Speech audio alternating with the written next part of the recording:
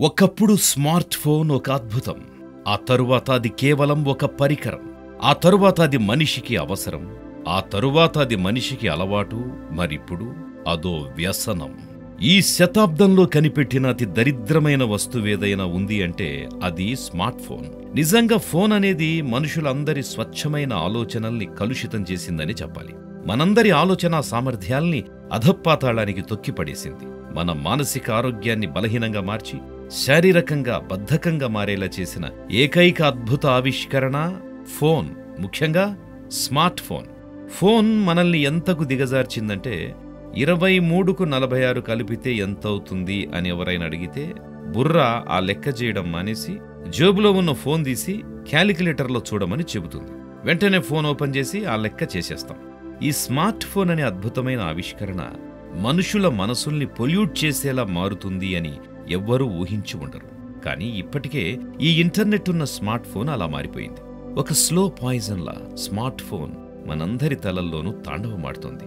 మనకు తెలియకుండా మనందరి సమయాన్ని ఒక్క క్షణం కూడా వృధా చేయకుండా తినేస్తున్న స్మార్ట్ ఫోన్ అడిక్షన్ గురించి, అదే స్మార్ట్ ఫోన్ వ్యసనం గురించి మాట్లాడుకుందాం. మన దేశంలో ఒక సగటు మనిషి తన స్మార్ట్ ఫోన్ని రోజుకి 7 గంటలకు పైగా ఉపయోగిస్తున్నట్ట. రోజుకు 7 గంటలు ఫోన్ వాడడం అంటే సంవత్సరంలో 106 రోజులు ఫోన్ మాత్రమే వాడుతూ బతుకుతున్నట్టు. ఇది చైనా, అమెరికాలో కంటే మన దేశంలోనే ఎక్కువ. అంతలా స్మార్ట్ ఫోన్కి మనం బానిసలమయ్యాం. అంతెందుకు, మీరే టెస్ట్ చేసుకోండి. ఒక్కరోజు మీ మొబైల్ లేకుండా మీరు ప్రశాంతంగా ఉండగలరా? చెప్పినంత ఈజీ అయితే కాదు ఉండడం. ఎందుకంటే మనం నిద్ర లేచిన దగ్గర నుంచి మళ్ళీ నిద్రపోయే వరకు ఫోన్ ఉపయోగిస్తూనే ఉంటున్నాం. మన సమయాన్ని వృధా చేయడానికి, మన ఫోకస్ని చెడగొట్టడానికి సోషల్ మీడియా అనే భూతం ఎప్పుడూ కాచుకొని కూర్చుంటుంది. మనం మన సమయాన్ని రోజూ దానికి బలిచ్చేస్తున్నాం.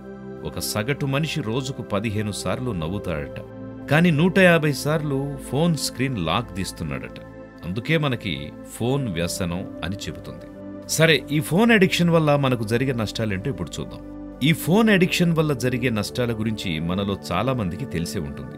అయినా కేవలం ఒక లిస్ట్గా ఏ రకమైన సమస్యలు రావచ్చో చెప్పాలంటే, ముందు నిద్ర సమస్యలు.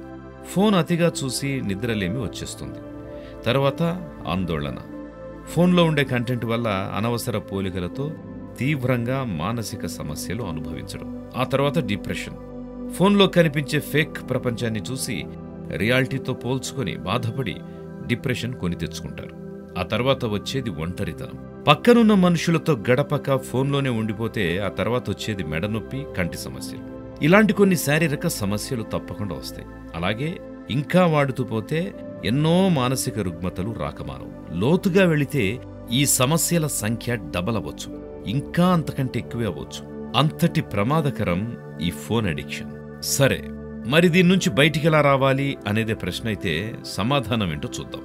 సగం మంది ఫోన్ అడిక్షన్ నుంచి బయటికెలా రావాలా అని మళ్లీ ఫోన్లో ఉన్న ఇంటర్నెట్లోనే వెతికేస్తుంటారు. అక్కడ కుప్పలు కుప్పలుగా 100 టిప్స్ దొరుకుతాయి, కానీ అవేవి వీళ్ళకి పనిచేయవు. ఎందుకంటే ఫోన్ అడిక్షన్ పోవాలంటే ముందు ఆ అడిక్షన్ పోగొట్టుకోవాలి అనే ఆలోచన నుంచి మార్పు మొదలవ్వాలి. అంతేగాని ఒకరోజు బలవంతంగా దూరం పెడితే అలవాటు దూరం కాదు. అందుకే ఫోన్ నుండి మిమ్మల్ని కాస్త డీటాక్స్ చేసుకోవడానికి ప్రయత్నించండి. ఫోన్తో వేస్ట్ చేసే సమయాన్ని వేరే పనులకు కేటాయించి చూడండి. ఏదైనా నేర్చుకోండి, పుస్తకాలు చదవండి, పాటలు పాడండి, వ్యాయామం చెయ్యండి, డాన్స్ చెయ్యండి. ఇలా ఏదైనా సరే మీ మనసును ఉల్లాసపరిచే పనులు చేయండి. ధ్యానం, యోగా, ఇలా ఏదైనా సరే ఫోన్కి కాస్త దూరంగా ఉండడం నెమ్మదిగా ప్రాక్టీస్ చేయండి. ఆలోచించండి, నిజంగా అవసరమైతేనే ఫోన్ ఉపయోగించండి. టైంపాస్ కోసమో బోరు కొట్టిందనో వాడకండి. పాటలు వినాలనిపించినా సరే మీకు నచ్చితేనే వినండి, ఏదో బోరు కొట్టిందని కాదు. ఇలా కాస్త మీకు మీరు దగ్గరవ్వండి. మిమ్మల్ని ఒంటరివాణ్ణి చేస్తున్న ఆ ఫోన్ దానంతటదే దూరమవుతుంది. All the best.